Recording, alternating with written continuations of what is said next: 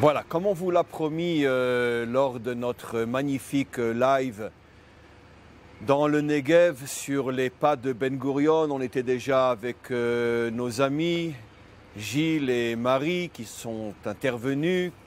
On a déjà eu l'occasion de se rendre compte on peut dire, de leur approche, de leur sagesse. Et d'ailleurs, je tenais aussi ouvertement à remercier à nouveau Marie pour la petite remarque qu'elle a écrite en dessous parmi les très nombreux commentaires sur le poème que j'ai envoyé sur mon Facebook concernant Yom HaZikaron. Vous avez marqué quelque chose, je n'ai pas envie de dire quoi, que les gens aillent voir, mais qui est tellement, on pourrait dire, emblématique de ce mélange qui vous est propre, à la fois la simplicité, l'authenticité et la profondeur. Et vraiment une remarque très très intéressante sur le lien entre l'armée d'Israël et la nation d'Israël. En tous les cas, c'est un grand plaisir d'être avec vous. On ne dispose pas énormément de temps. On a commencé un peu plus tard que prévu. On va dire 40 minutes. C'est moi qui vais dépasser un petit peu le temps qui m'est octroyé. J'arriverai un petit peu en retard à mon rendez-vous. Il est maintenant la demi-boule. On va essayer vraiment à 40. Il faut que tout soit fini. À 10, il faut que tout soit fini dans 40 minutes. Et on va essayer de traiter, Gilles et Marie, un ensemble de questions que bien évidemment je tiens à prévenir le public que nous ne pourrons pas approfondir parce que chacune des questions nécessiterait des heures et des heures d'approfondissement. Et c'est clair que vous en êtes tout à fait capable puisque, entre autres, Gilles, vous êtes l'auteur de nombreux livres qui traitent d'une manière très très profonde des problèmes actuels. Le dernier que vous avez écrit, Géopolitique de la conspiration contre les peuples. J'ai eu l'occasion d'entendre un résumé de ce livre dans la voiture lorsque nous descendions dans le Negev dimanche. J'avoue une approche tout à fait nouvelle qui contredisait d'ailleurs ma manière de voir les choses sur l'Occident et sa dégringolade. Je voyais moi d'autres raisons et je pense que c'est vous qui avez raison dans la manière dont vous avez exposé les choses et peut-être vous exposez dans ce livre-là. D'ailleurs, on va en reparler aujourd'hui. Et bref, on va essayer en 40 minutes de faire le tour de pas mal de questions d'actualité. Les questions seront précises, il faut que les réponses soient aussi concises mais profondes malgré tout, de manière à ce qu'on puisse traiter un certain nombre de sujets et tous les auditeurs comprendront que c'est faute de temps que nous ne pouvons pas approfondir exagérément ces notions. Alors la première question que je vous adresse, Gilles, Marie, c'est la suivante. Pas sur la scène géopolitique, une question qui m'est peut-être plus personnelle par rapport à mon travail. Vous savez que depuis de nombreuses années, nombreuses non, on va dire depuis 4-5 ans, avec des hauts et des bas, même avec une période d'interruption presque de 2 ans, parce que je ne savais plus trop où j'en étais. J'ai commencé par la force des choses à m'occuper de dispenser la Torah aux non-juifs. D'ailleurs, vous êtes là ici pour en témoigner. Et par l'intermédiaire de mon site, je me suis rendu compte que de plus en plus et de plus en plus de non-juifs fréquentaient le site, commençaient à poser des questions, commençaient à s'investir. Et j'ai moi-même dû faire face à une réalité complètement nouvelle à laquelle je ne m'y attendais pas. Finalement, les non-juifs s'intéressent à la Torah. Bien sûr, avec le temps, les choses se sont amplifiées. Aujourd'hui, il s'agit de dizaines de milliers de non-juifs dans le monde qui suivent le site. Et les contacts se sont renforcés, etc. Et les amis viennent jusqu'à me voir à Jérusalem, comme vous entre autres. Et ces derniers temps, on a lancé un nouveau concept parce que j'avais toujours en moi le sentiment, sans pouvoir vraiment le comprendre, parce que je n'avais pas d'expérience sur le terrain avec les non-juifs, mais j'avais toujours ressenti que le noahisme ne convient absolument pas à la demande réelle, profonde, sincère des non-juifs aujourd'hui. Je ne dis pas qu'il n'y a pas des non-juifs qui vont vers le noahisme et je répondrai à ma manière que c'est tout simplement parce qu'ils cherchent une manière facile et qui ne leur demande pas grand-chose de soi-disant se connecter à la Torah. Mais tous ceux qui sont sincères, profonds comme vous, et vous êtes des centaines de milliers dans le monde, sentent que le noahisme ne peut plus répondre aux questions d'aujourd'hui et on a lancé un nouveau concept qui est l'adamisme et qui finalement considère que le non-juif a véritablement le droit de connaître, d'apprendre et jusque dans les limites du possible, s'investir même dans son identité, même en tant que non-juif, comme partie intégrante du message thoraïque. C'est un message nouveau qui commence à peine à naître et vous en faites partie. Alors ma question maintenant, j'ai suffisamment parlé, les prochaines questions elles seront beaucoup plus rapides. Ma première question est la suivante. Comment vous voyez l'avenir de ce nouveau concept adamique, puisque de toute façon le concept noachique n'a jamais eu ni de présent ni d'avenir, ça a toujours été un concept de toute façon très abstrait, qui aujourd'hui de toute façon ne concerne encore une fois que ceux qui ne cherchent pas vraiment la véritable réponse à leurs véritables questions. Comment concevez-vous, puisque les adamiques se sentent très seuls, très abandonnés, les groupes ne sont pas encore formés, la ligne n'est pas encore claire. Comment vous voyez dans un proche avenir, puisque le proche avenir c'est ce qui me concerne moi, mon travail pour les générations après, je ne sais pas. Comment vous concevez l'avenir dans un proche avenir de la diffusion donc de la pensée adamique? Oui, bien bonjour avant tout. C'est une question qui est très difficile, qui est malgré tout essentielle pour nous, comme je pense, tous les gens qui ont touché, comment dire, le fait qu'il y a quelque chose qui ne va pas. Il y a une forme de rejet de ce qu'on nous a enseigné, de la culture dans laquelle on a baigné, parce que quelque chose ne convient pas, mais malheureusement, ou je dirais en contrepartie, c'est quelque chose qui fait partie de nous, et on ne peut pas se déchirer soi-même. On ne peut pas, on a eu une culture chrétienne qui est soi-disant judéo-chrétienne, et comme quelque chose ne va pas, on va chercher dans les sources pour avoir des réponses, essayer de trouver le pourquoi, dit le comment.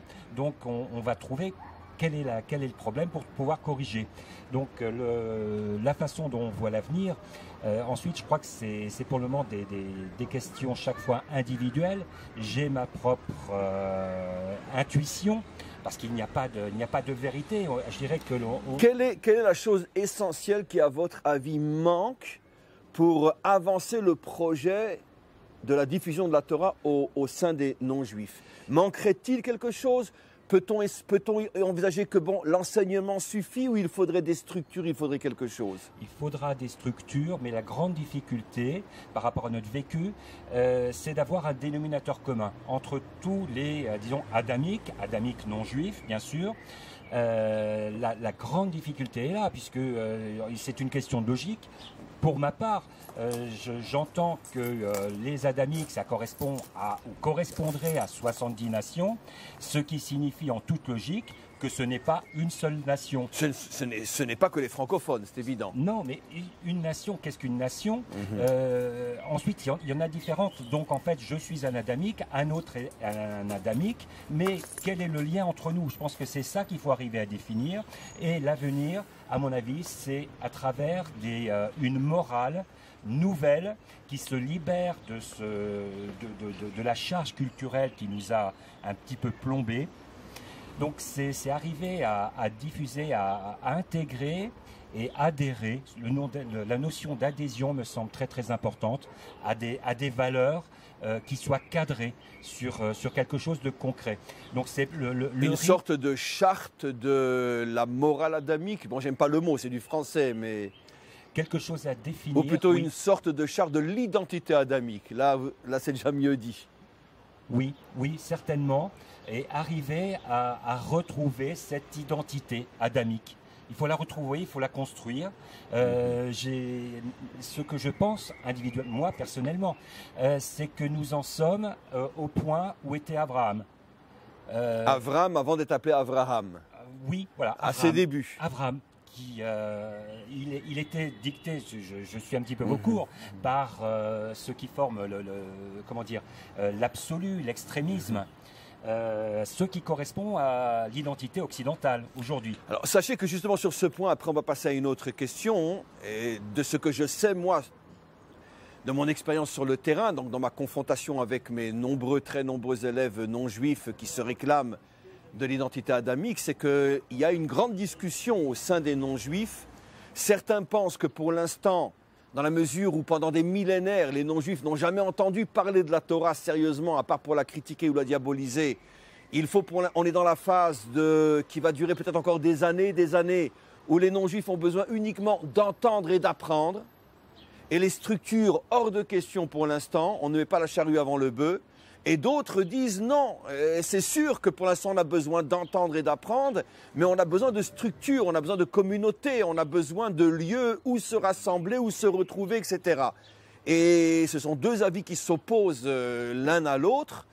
Et je ne dis pas quel est mon point de vue. Quel est votre point de vue, vous? Est-ce que vous pensez qu'il est trop tôt pour parler de structure et qu'effectivement on est encore dans la phase d'apprendre, ou bien peut-être des structures seraient importantes dès aujourd'hui? De mon point de vue, je pense qu'il y aura besoin de structures, mais pas n'importe quelle structure. Il faut qu'elle soit suffisamment forte et qu'elle permette justement l'adhésion. Mais bon, je pense que Marie aura peut-être un autre point de vue et je propose de lui laisser la parole. Je pense qu'il y a une nécessité de travailler les choses au quotidien.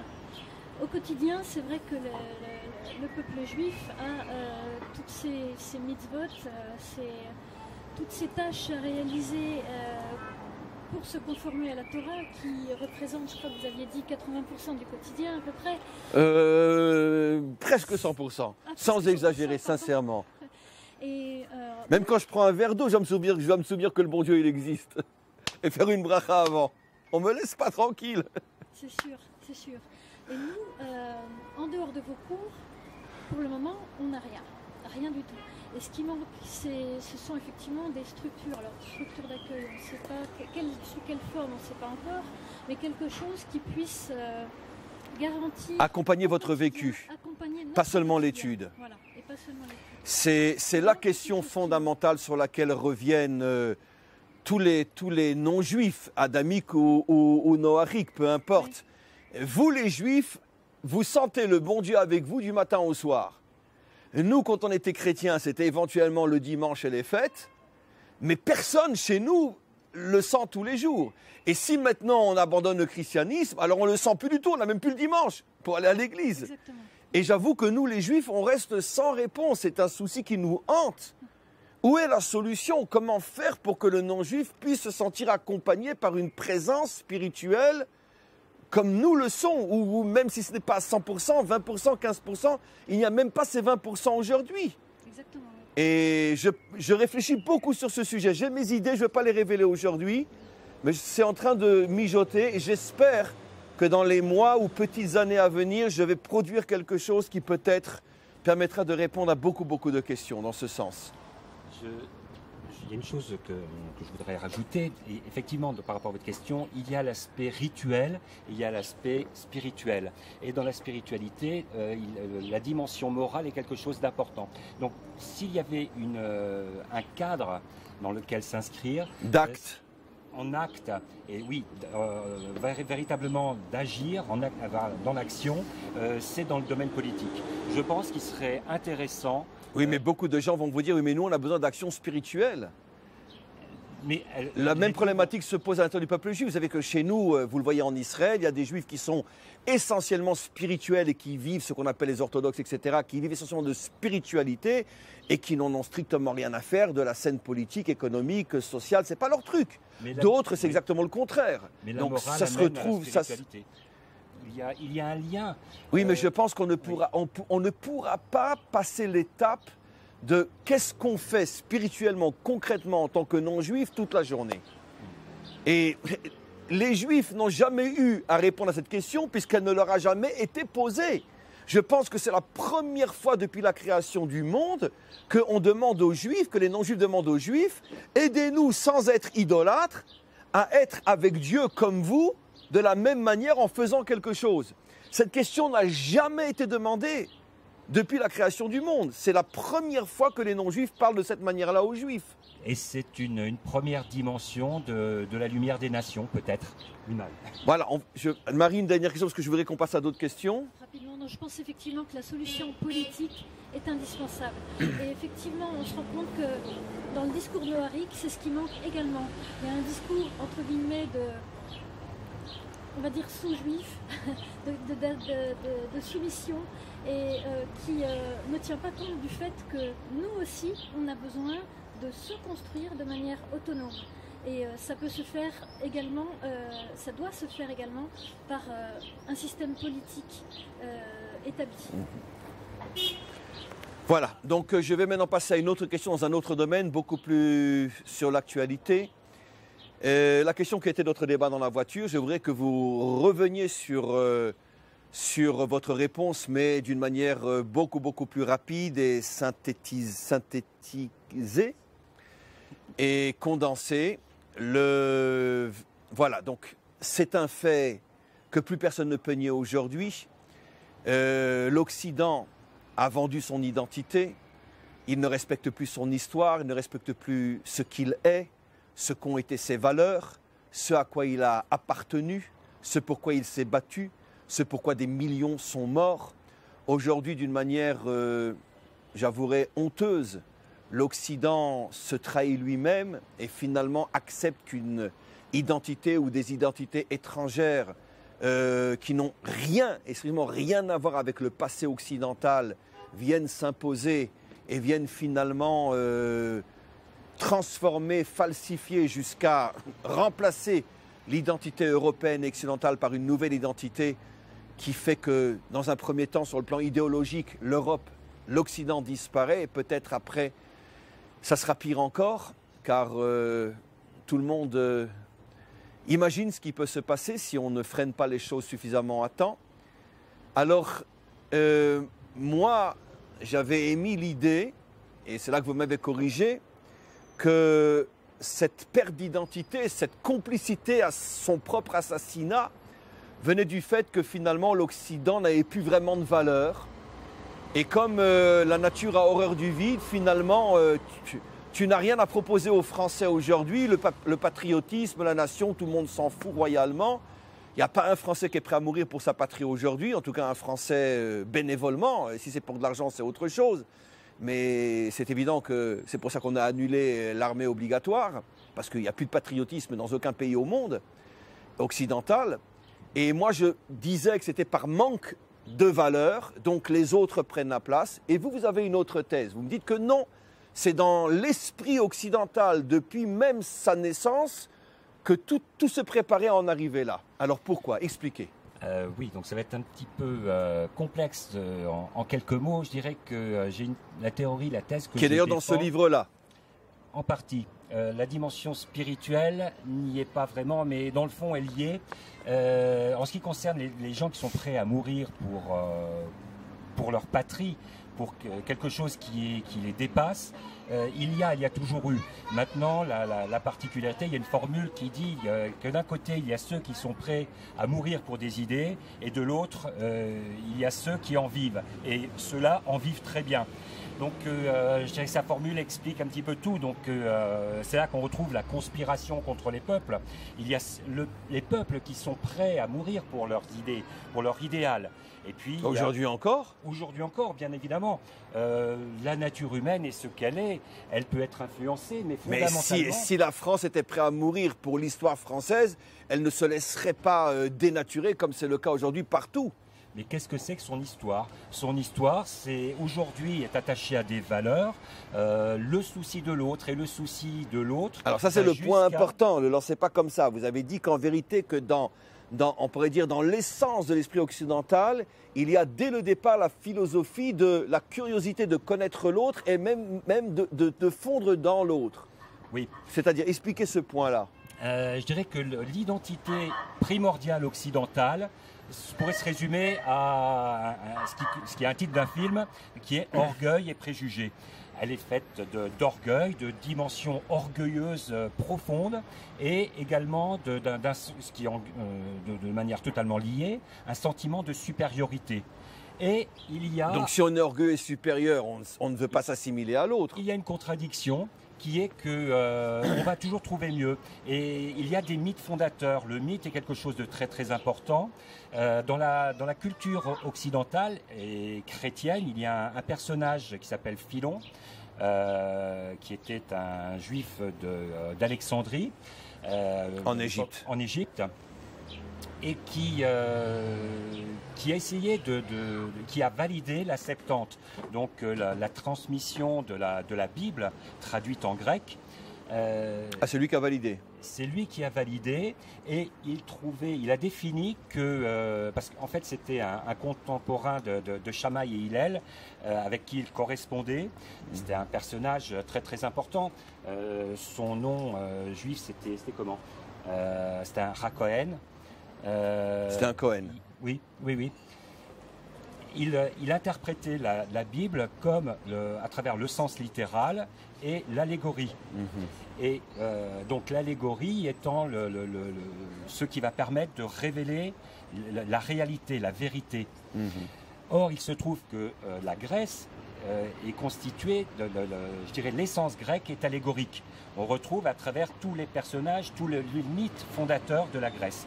Le mythe fondateur principal, c'est celui de la guerre de Troie, donc à travers Homère, et on trouve le personnage principal qui est Hélène, qui va être enlevée par Paris.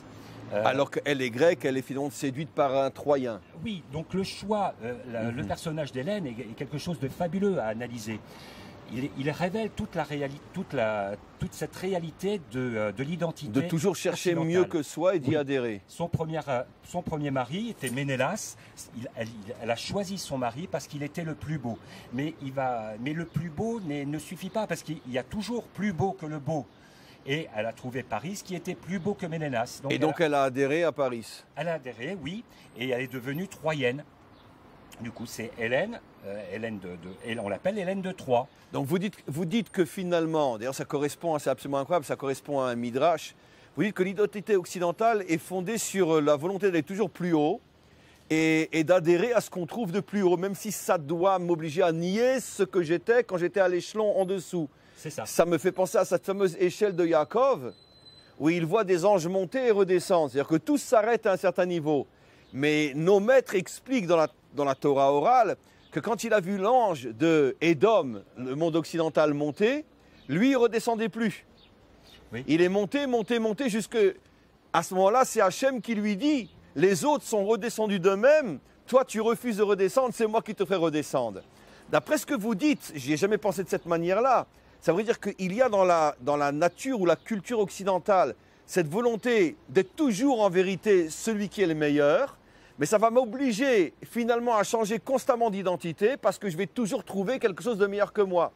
Donc tout ce que j'ai dit moi, que finalement l'Occident se trahit en abandonnant son histoire et son identité, c'est pas juste en vérité. La vérité, c'est qu'il continue à être ce qu'il a toujours été, d'aller vers le plus fort. Et aujourd'hui, il voit le plus fort ailleurs que dans lui-même. Mais ça ne contredisait absolument pas votre point de vue initial. C'est juste une autre vision, mais c'est la même chose. Oui, et malgré tout, bon, pourquoi la perte de la mort, je dirais, d'Hélène, la mort de la Grèce est annoncée également. C'est ça qui est fabuleux dans la mythologie européenne et occidentale, et c'est pas uniquement grec. Ce qu'on avait pu aborder également en voiture, il y a le pendant à Hélène, qui s'appelle Cassandre. Cassandre, c'est un personnage qui est doué de prophétie. Et elle annonce tous les malheurs. Mais et pourquoi les malheurs arrivent? C'est parce qu'elle les a annoncés. Personne ne la croit. Voilà, donc la mort de l'Occident, je dirais, c'est un suicide. Et déjà écrit dans la mythologie grecque. Oui, et on connaît la cause. Donc vous pensez que, vous expliquez que Hélène est le personnage de l'essence occidentale. Oui. Oui, et il est... Qui va toujours vers le plus beau, quitte à trahir ce qu'elle a été jusqu'à aujourd'hui. Oui. Elle était grecque, elle devient troyenne parce qu'elle a trouvé chez les Troyens plus beau que chez les Grecs. C'est ça, exactement. C'est très très fort. Et donc l'annonce est connue et on connaît également elle est connue donc des Troyens. Les Troyens savent ils le savent à leur fond intérieur, mais ils ne veulent pas y croire.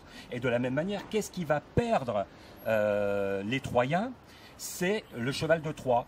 Donc les Grecs rentrent par ruse, et c'est quoi? C'est l'accueil de l'étranger. Et c'est systématique. Eux aussi, ils accueillent l'étranger, ils se font avoir. Oui. Parce que les Troyens sont également des Occidentaux. Donc si on devait conclure cette question pour passer à la suivante, on pourrait dire, avec toutes les nuances qu'il faut apporter si on exploitait le sujet à fond et sérieusement, mais dans le cadre de cette intervention, que finalement, cette attirance irrationnelle qu'a l'Occident pour une nouvelle culture, une nouvelle religion, des gens venus d'un autre monde et à qui on facilite à ce point l'entrée en Occident en sachant quel sera le prix à payer et le prix qui est déjà lourdement payé, c'est parce que quelque part, peut-être que l'Occident est attiré par une nouvelle approche, peut-être de force, de détermination, de savoir qui on est, où on va, qui on sert, alors que ces valeurs-là ont été perdues de l'Occident. Tout d'un coup, on voit maintenant une civilisation qui, elle, sait pourquoi elle se lève le matin, elle sait, dans son contexte idéologique, elle, où elle va, elle a des valeurs, elle a des règles, elle a des normes, et l'occidental, qui lui se lève le matin, il ne sait plus pourquoi, il voit en face de lui ce bulldozer qui dit « je sais où je vais », waouh, j'adhère. Oui, mais en fait, ce n'est pas inconsciemment, ce n'est pas de la soumission, mais c'est l'adhésion à on veut le récupérer. l'identité réelle. Oui, oui, oui. Voilà, voilà. Très fort.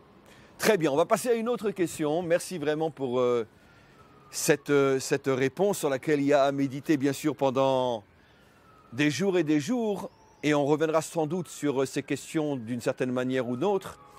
Voilà, bon, tous ceux qui aujourd'hui n'ont pas peur de lire les journaux, même si on sait que les journaux sont trafiqués d'avance pour que l'on puisse conclure ce qu'eux veulent qu'on arrive à conclure. Mais quoi qu'il en soit, personne ne peut nier, surtout ici en Israël, à 20 km du nord, on sait ce qui se passe.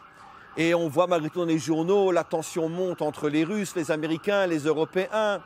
Les Français et les Britanniques qui décident, va savoir pourquoi, de s'associer aux Américains pour bombarder la Syrie, en sachant qu'ils s'exposent à des représailles et oula, qui s'exposent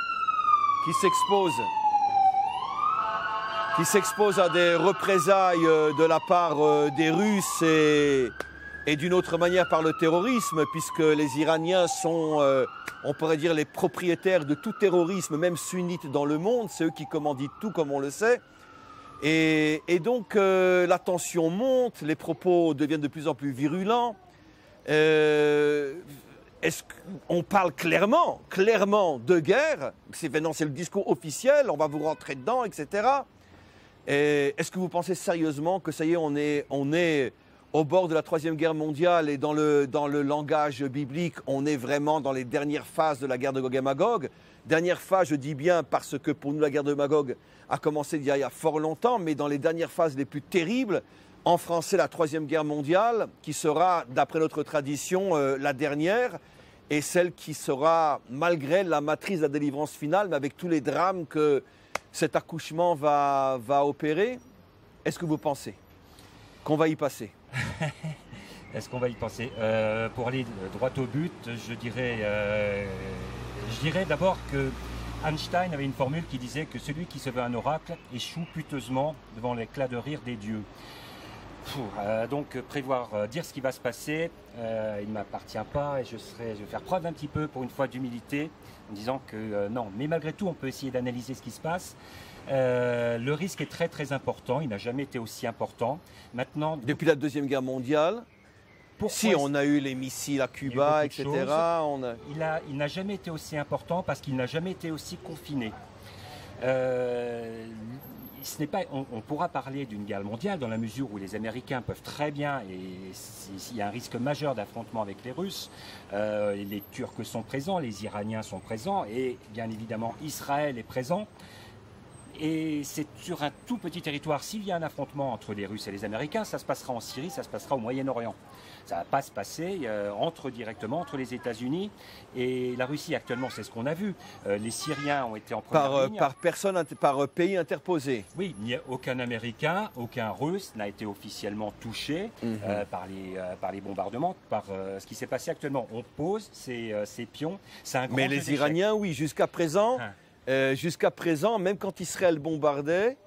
Ah non, la dernière attaque d'Israël a touché de véritables Iraniens. Oui. Jusqu'à présent, c'était la milice iranienne qui était touchée, qui était peut-être des Syriens ou peu importe. C'est la première fois qu'Israël a attaqué des responsables haut gradés iraniens, 14. Oui.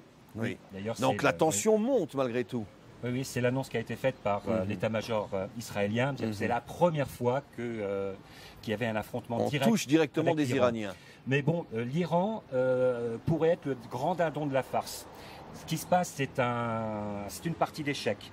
C'est une partie d'échec. Du point de vue américain, toute la stratégie américaine est fondée sur le principe du grand échiquier. C'est Brzezinski, depuis 30 ans qu'il a instauré. L'affrontement de la théorie du grand échiquier affronte les États-Unis aux Russes, à l'URSS initialement, et aujourd'hui aux Russes. Mais bon, les Russes sont des grands joueurs d'échecs. Donc la partie est loin d'être gagnée. Et aujourd'hui, Poutine est un vrai leader. C'est un vrai leader, mais bon, à ce niveau-là, il n'y a pas trop de changements. Trump est un vrai leader également. C'est une partie d'échec. Il joue avec des pions, mais il faut bien avoir en tête que chacun joue en fonction de ses intérêts. Les intérêts russes ne sont pas les intérêts iraniens, ne sont pas les intérêts syriens. Il y a une dimension globale, il y a une dimension locale. Maintenant, et par contre, le risque majeur, c'est oui, il peut y avoir un dérapage. Il peut y avoir un dérapage à tout moment, et c'est surtout localement. Et ceux qui risquent le plus, c'est Israël, parce que à vision humaine. À vision humaine. Et, bah oui, parce que c'est un trop petit territoire. C'est un trop petit territoire. C'est très très délicat. Donc c'est là que je veux dire, on ne peut pas trop prophétiser à notre niveau, enfin tout au moins pas moi, mais le risque est majeur. Mais de toute façon, le risque d'un conflit, je dirais, Gog et Magog mondial avec une extermination totale, ça peut arriver, mais ce n'est pas dessiné immédiatement. Pour le moment, on en est parce que de toute façon, oui, parce que ce que vous dites logiquement est juste. Puisque quel pourrait être l'intérêt des nations d'avoir un véritable conflit nucléaire? Et personne ne restera de toute façon.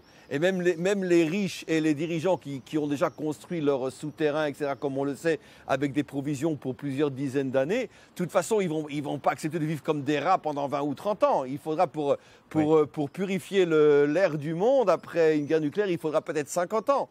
Oui, mais bon, il y a eu le principe de la dissuasion, c'est ce qu'il a fondé. Mais en vérité, on peut se rendre compte que tous les conflits sont générés de manière irrationnelle. Ce n'est pas la raison. Même la Deuxième Guerre mondiale, même la Première, personne au départ n'avait voulu qu'il y ait 20 Je vous arrête pour cette phrase tout à fait extraordinaire que vous venez en français. Je vais vous l'appuyer en hébreu. Vous savez qu'il y a un verset qui dit « Hachem ish milchama ». Hachem, c'est lui l'homme de guerre. Et tous les commentaires se posent la question en disant, mais ça veut dire quoi? C'est Dieu qui fait les guerres, c'est les méchants qui font les guerres. Et 80 ou 100% des guerres, c'est des intérêts politiques, territoriaux, pouvoir, etc. C'est pas Dieu qui fait les guerres. Et l'une des réponses, c'est ce que vous dites. Évidemment que toutes les causes d'une guerre n'ont rien à voir avec Dieu. Mais le déclenchement, ce petit dérapage qui fait que plus personne ne sait comment ça a vraiment commencé, c'est quand le bon Dieu en a marre, il s'arrange pour mettre une peau de banane, et ce qui fait que le déclenchement du conflit, il vient véritablement d'une force qui est surnaturelle. Et on l'a toujours vu. Oui. Je préciserai d'ailleurs, on caractérise souvent l'Empire romain antique de la civilisation de la guerre, parce que c'était une civilisation très guerrière. Il est intéressant de voir que Mars, le dieu de la guerre, était la seule représentation absente des dieux grecs. Il n'y a pas un temple de Mars à Rome. Il y en a eu un ultérieurement, mais c'était le Mars vengeur. C'était par rapport à la guerre civile. Il n'y a pas eu de temple grec dédié à la guerre. Alors que on dit toujours que qu'est-ce qui représente Rome? Ce sont les légions. Non, c'était la légion servait la paix, c'est la défense. Une armée sert à la paix. Donc la conclusion de ce que l'on dit, de ce que vous dites, c'est que finalement on peut à vision humaine malheureusement imaginer une amplification de plus en plus dangereuse des conflits par peuple interposés, mais un conflit réel entre les grandes puissances à vision humaine ne semble pas très réaliste pour l'instant. Je pense. Maintenant, ça peut toujours déraper. On le voit, Israël maintient bien et contient bien le Hamas à Gaza. Il est clair, de toute façon on le sait, ça a été annoncé que l'opération de la Grande Marche de retour était organisée par l'Iran de manière à focaliser Israël sur le sud et que le Hezbollah et voire directement l'Iran puisse attaquer au nord. Mais bon, c'est bien maintenu, c'est contenu et pour le moment, je dirais tout va bien. Absolument. C'est intéressant ce que vous dites, sans rentrer trop dans les détails. Justement, au moment où il y a eu ces affrontements dans le sud, énormément, si pas la majorité des soldats ont été envoyés dans le nord. bien sûr. Oui, oui, oui. Et on s'est tous posé la question, mais pourquoi vous partez dans le nord puisque le problème est dans le sud? Les soldats eux-mêmes ne savaient pas. Mais il semblerait que les généraux ont compris ce que vous êtes en train de dire. C'est que finalement, on voulait faire l'attention dans le sud, et finalement, l'État d'Israël a bien compris que s'il y a un riz, ça serait dans le nord, et toutes les armées sont parties dans le nord, et il ne s'est rien passé. Absolument. Voilà. Il faut bien voir qu'Israël, c'est un tout petit pays, il y a 50 km de large, et ça ne maintient, d'un point de vue géologique, c'est le Golan qui maintient la sûreté d'Israël. La dernière question est une question bien sûr d'une ampleur utopique, c'est presque honteux de la poser, mais malgré tout on la pose quand même. Vous imaginez, et si oui comment, une véritable réconciliation entre Israël et les nations? Je parle maintenant des dirigeants, je ne parle pas de la population, qui on sait depuis de plus en plus ouvre les yeux et se rend compte qu'elle est bernée par leurs dirigeants, les médias, etc. et que Israël n'est pas le monstre qu'on essaye de lui montrer. Mais en tout cas, au niveau de la scène internationale, Israël est aujourd'hui le bouc émissaire, donc forcément diabolisé et le responsable de tout. Est-ce que vous pensez, et si oui, comment, fais-moi un retour de situation où les nations se rendront compte finalement que peut-être celui qui devrait être leur principal allié pour les protéger de leur propre disparition devrait être Israël? Est-ce que vous imaginez qu'un tel retournement est possible? Dans l'immédiat, je ne pense pas. Ça c'est un petit peu c'est totalement même le thème de ce livre disons qu'il y a les peuples et puis il y a une grande conspiration contre les peuples. Qui dit conspiration contre les peuples signifie universalisme. Il n'y a plus d'identité nationale, il y a un grand mondialisme. C'est ça l'universalisme. Et c'est ça qui dicte un petit peu la politique des dirigeants. Donc au niveau des dirigeants, ça semble peu probable. Pourquoi? Parce que Israël représente, et c'est en ça que c'est un modèle, et ça devrait être la lumière des nations, c'est que c'est une nation qui n'a aucune agressivité envers les autres, mais qui existe par elle-même. Et ne se font pas dans l'universalisme. Il y a une unité peut-être, oui, mais avec chacun... Bon, il y a une tendance en Israël qui est la gauche israélienne avec toutes les nuances qu'il faut apporter, qui essaye justement d'introduire le mondialisme en Israël. Oui. C'est la 5e colonne à l'intérieur de notre propre pays, comme on le sait. Je n'inclus pas tous les gens de gauche, qu'à Dieu ne plaise, mais en tous les cas, l'extrême gauche, comme Meretz, etc., sont le fer de lance du mondialisme en Israël. Donc on a, nous, ce danger aussi chez nous. Il y a une spécificité israélienne qui est du danger permanent, imminent, qui fait que... pourquoi la gauche n'est pas au pouvoir en Israël? Traditionnellement, je dirais culturellement, Israël devrait être de gauche. Mais c'est pas possible. Pourquoi? Parce que le danger est trop présent. Il y a l'ennemi et entoure Israël. C'est le danger qui nous sauve. Oui. Soit que Israël, le seul pays qui peut dire dans notre histoire, c'est toujours le danger qui nous a sauvés. Je pense. Marie? Non, bien... Bon, voilà. Alors, voilà. Bon, écoutez, je pense que c'était court, mais c'était très dense, c'était très intense, c'était très profond. Et je vais quand même l'annoncer. J'espère qu'on va se revoir d'ici quelques mois pour une conférence ici en Israël devant un public francophone. On va préparer cette conférence ensemble. On va décider où on le fera. Sans doute dans le centre du pays avec un live. Shmuel sera là et toujours présent.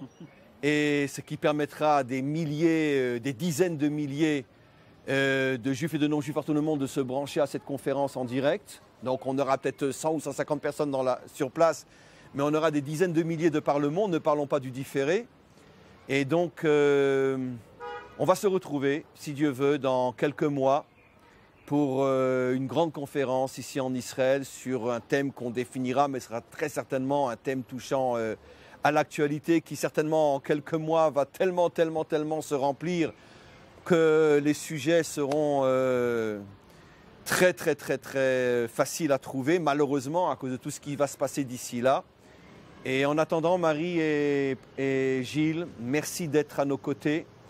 Merci très sincèrement de faire partie de ces non-juifs qui représentent finalement l'espoir du renouveau, l'espoir de cette fin d'exil l'espoir de cette méchanceté irrationnelle cultivée à l'égard d'Israël et des Juifs, et que vous êtes parmi les pionniers, bien qu'ils sont déjà aujourd'hui, je ne parle que pour les francophones, des dizaines de milliers, mais vous faites malgré tout partie de ces pionniers qui ont compris qu'il y avait énormément à recevoir et à donner aussi au peuple juif, et qu'on devait marcher ensemble. Votre présence nous renforce, comme je pense que nous vous renforçons aussi, et que votre exemple soit suivi par des milliers et des milliers d'autres, parce que notre petit microcosme aujourd'hui est peut-être la chose la plus forte au niveau de la conviction que nous avons, que nous sommes véritablement dans les temps de la délivrance, et que Dieu fasse que ce soit notre génération qui puisse voir non seulement le commencement, mais aussi la réalisation de cette délivrance. Merci à vous et à tous ceux qui, comme vous, sont à nos côtés, et à très très bientôt. C'est pour tout un honneur. Oui, merci beaucoup.